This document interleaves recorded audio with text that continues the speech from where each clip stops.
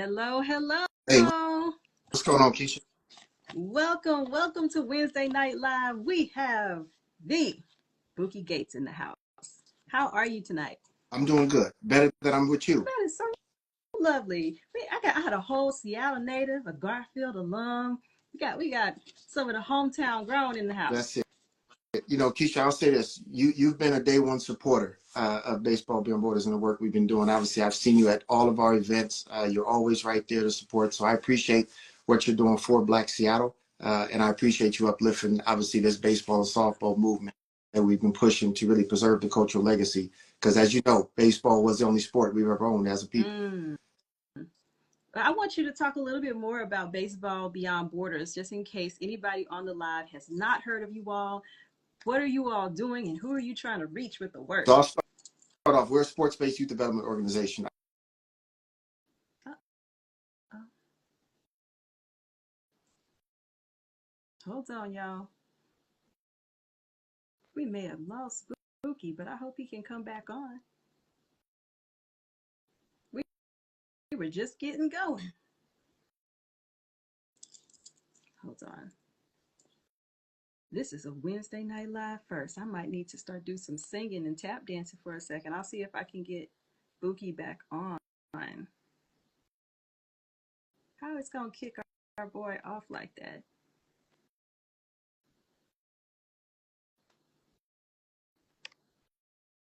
All right. I just sent him another invitation, so hopefully that will work. Okay, Ooh, that was weird. why Instagram don't want us to be great? We were just getting into the goods. But I'm gonna tell you what, this is my first live experience on Instagram. I'm not really a social media guy, so I apologize to those viewers as I was getting into my rap about Baseball Beyond Borders. Sports-based youth development organization, really just about bridging the gap between youth of color and the sport of baseball. Obviously, trying to get more African Americans playing both the game of baseball and softball, doing what we call a continuum of care, right? Introducing them to the game, even if it's their first time ever being experiencing the game of baseball, but also giving them a chance to dream and be the next, King Griffey Jr.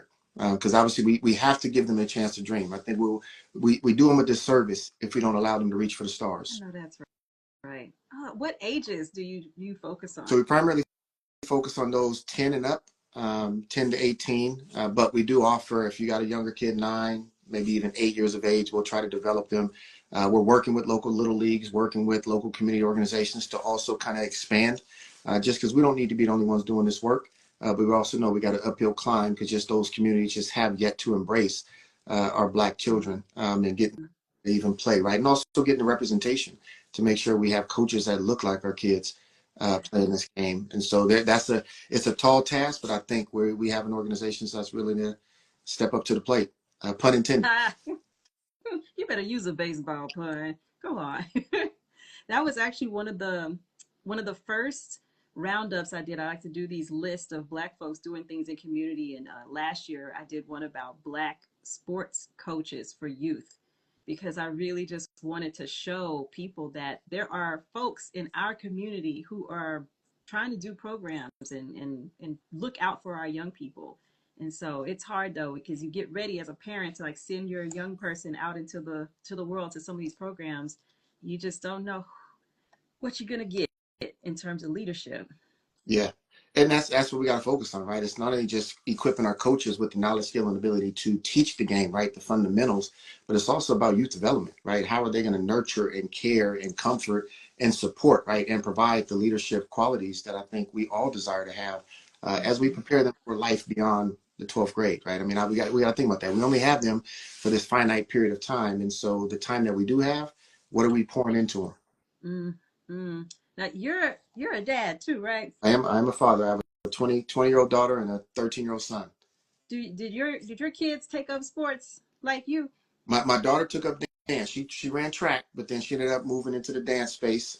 So she's currently living in California, pursuing her dreams as a choreographer and just dancing. And then my son is playing baseball, so he is out on that field trying to not make his own footsteps, right? Create his own path. He ain't looking to follow behind me. Come on and raise up the children. I love this. Now, I wanted to have you on here because you have cool stuff coming up. Would love to hear about the HBCU Seattle Series that you are spearheading with some other cool people in community and in partnership with. Can you let the people know about the series? Yeah, so the HBCU Seattle Series is coming up this weekend. It's obviously March 14th through the 16th. It is bringing a historically black college university in Coppin State University in Baltimore, Maryland to Seattle to play Seattle University in a three-game series. This obviously was birthed out of, one, the voice of the black community. It may not have been resonating as loud as you think because not everybody is around the game of baseball like I am. But I think we heard it loud and clear when we saw those 10,000 black folks show up to T-Mobile Park for the inaugural HBCU Swingman Classic as part of the 2023 All-Star experience. And I think what left was, how do we get more of this? And so that year, 2024, we spent the entire year just thinking about, right, how do we play our part? And what can we do to really build off of that momentum that obviously Ken Griffey Jr. and Major League Baseball created with the Swingman Classic? But I thought, well, let's build a pipeline, right? And the only way to build a pipeline is to create an opportunity for an HBCU team to be in Seattle and for the community to witness that team play. And so that's what birthed the HBCU Seattle Series, and that is happening this weekend. And it will be a recurring event every year that will look at either an HBCU baseball team or now an HBCU softball team that will come to Seattle and play. Come on. Thank you. Thank you for the softball. Bring us, okay. I love this. One of my favorite things about what you just said is this idea of having a great experience and then not letting it just be in the past. Actually saying, well, if we love this, how can we keep it going? How can we keep, invest in our community and do something about it, take some action? So thank you for keeping that energy going from the swingman. No, you're welcome. And I think what you find is that there is still some preservation of the culture. And even though we feel like as if the game of baseball has passed some generations, in which the generation today that we have is not really as in tune like our grandfathers were when it comes to baseball and softball, or even understanding the legacy that baseball has brought to our people. And so now, but just having that witness and experience inside of T-Mobile Park, I saw that people really they found that energy when it comes to baseball, right? They saw baseball in a different perspective, in a different light. And that's what we're looking to do, right? And I think it's all about just building fandom. I don't think that we're asking every single kid or parent to now join baseball and be the next star. But the fact is that you still need to allow your kids to experience baseball and try the game of baseball, or try softball for that matter. Because obviously it's a sport that we I think we all love.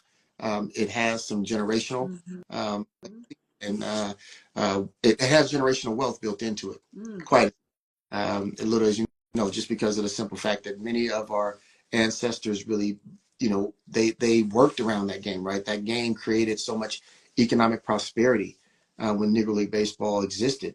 And so how do we kind of relive and bring that back and to create a space that baseball is for all of us? Love it. Now, it's not just the series that's going on. There's going to be a bit of a party ahead of the series. Can you tell us about Take Me Out to the Quad? Yeah, Take Me Out to the Quad is the official HBCU spin on official vibe bingo. So we're looking forward to having those folks out tomorrow. Tomorrow is a kickoff to the HBCU Seattle Series, which will take place at Victory Hall. There, I'm at the Box Yard, right across the street from Mobile Park. We will be kicking it off with the dinner with the Coppin State University team, as well as Seattle University, and then transitioning right into that live vibe bingo, where we're going to see dancing, singing, just everything about it. But more importantly, there's also going to be a women marketplace, a vendor market. And so come support, right? Come support your local women vendors as they are there also experiencing this beautiful vibe bingo. And just shout out to Metier Brewing, the Seattle Mariners, Reimagine. There's much that has been put into this. Uncle Nearest will be sponsoring, so you'll have a beverage that'll be named after a prominent Negro League figure that you can partake in, and the proceeds of that purchase will go back to Baseball Beyond Borders. So there's just a lot of support, I think, that we've been able to garner around this HBCU Seattle Series, but more importantly, about the community, right? The community building that I think this is going to present and bring. So thanks to the Black Future Co-op Fund, thanks to Urban League of Metropolitan Seattle, MJS Investors, again, the Seattle Mariners, the Mariners Care. There's so many sponsors that are now jumping in and really taking a step. I can't even forget Presidential Transportation, right? So intentional about investing in Black communities at the same time when it comes to their services being able to be brought forward to support the HBCU Seattle Series. So the official transportation company of Coppin State will be presidential transportation. So shout out to Keek. Yes, I love that. And for it to be, you know, a month where a lot of people are focusing on women, to have the ladies first vendor market as a part of this is really special. So love seeing that. And I'm really excited. I'll be there with Questy MC on stage hosting for Vibe Bingo, representing my HBCU, Spelman. Oh, So I'm super excited about doing that because when you go to Vibe Bingo, for me as a person who loves to sing and dance and have karaoke vibes and community vibes, it feels a little bit like church. So we about to do it. It's going to be so much fun. yes. I think there's still some tickets left, so don't miss out. You can visit on baseballbeyond.org. You should see the pop-up HBCU Seattle Series, buy bingo tickets or take me out to the quad. Should be available, as well as tickets for the game Yeah. this week. And if you get lost trying to find the website, you can catch all of this on heyblackseattle.com/events. All the events are posted there. You can get right to the information. We are expecting to see some of y'all at Victory Hall and the HBCU Seattle Series. This is amazing. Thank you so much, Bookie, for being here and for sharing some of the story of Baseball Beyond Borders and about all of this fabulousness that's coming up this week. I appreciate it, Keisha, and continue to uplift Black Seattle. Awesome. Thank you so much. And thank you. Let me wait before we go. Let me see if anybody had any questions for you because I was about to tell everybody good night. We're gonna say, oh, we got some love. My son loves baseball. He's 21 now. He has played on and off and played last year at Baseball Pros. Yes, I will be visiting Seattle. Where is the Black community? I want to support local communities. You just hang around Hey Black Seattle page a little bit longer. I'm gonna check you out, Cali Dolls. We're gonna see when you're visiting, and I'm just gonna mind your Black business. All right. Let's see, but yeah, just a lot of love for you. So really excited. I appreciate you for joining us here tonight, and I will see you this week. See you there. All right. Bye, everybody. Good night.